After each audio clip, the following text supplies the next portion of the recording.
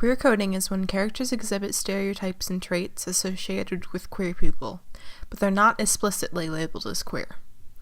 While this doesn't automatically make the character queer, it can be used to give us a positive or negative view of the character, and usually it's a negative one. One common and often unnoticed way this negative view can be seen is through the archetype of the gay villain.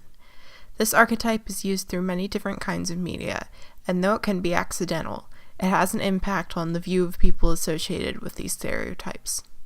The gay villain trope is believed to have stemmed from the Hays Code in the 1930s. This was a code for Hollywood movies that dictated what can and can't be seen in a movie to have it be acceptable for the public.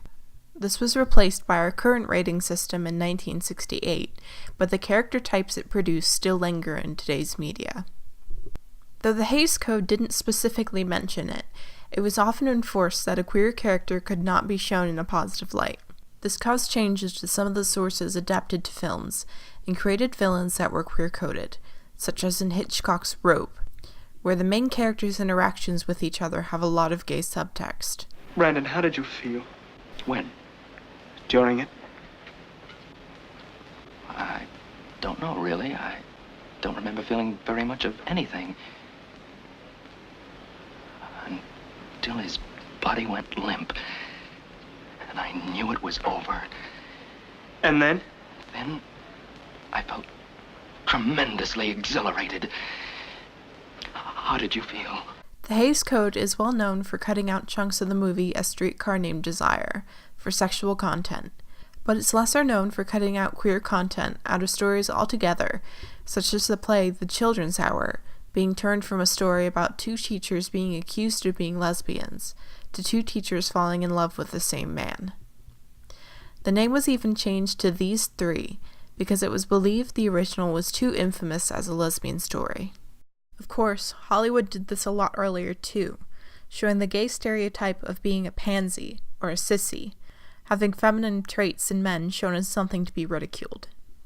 Disney employs this trope a lot. The female villains in Disney films are often prim and proper, while the male villains are often flamboyant and predatory.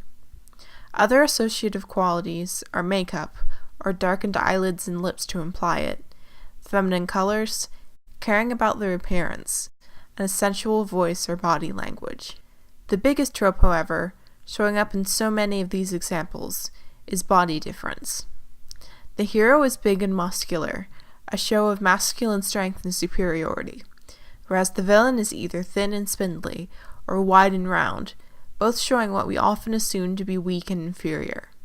They even figured out how to do this with lions. There's one in every family, sir. Two in mine, actually. And they always manage to ruin special occasions. A different case of this unrelated to sexuality is Ursula from The Little Mermaid, who is based on the real-life drag queen Divine. What I'm not trying to say here is that queer or queer-coded villains shouldn't exist, or that my examples are bad characters.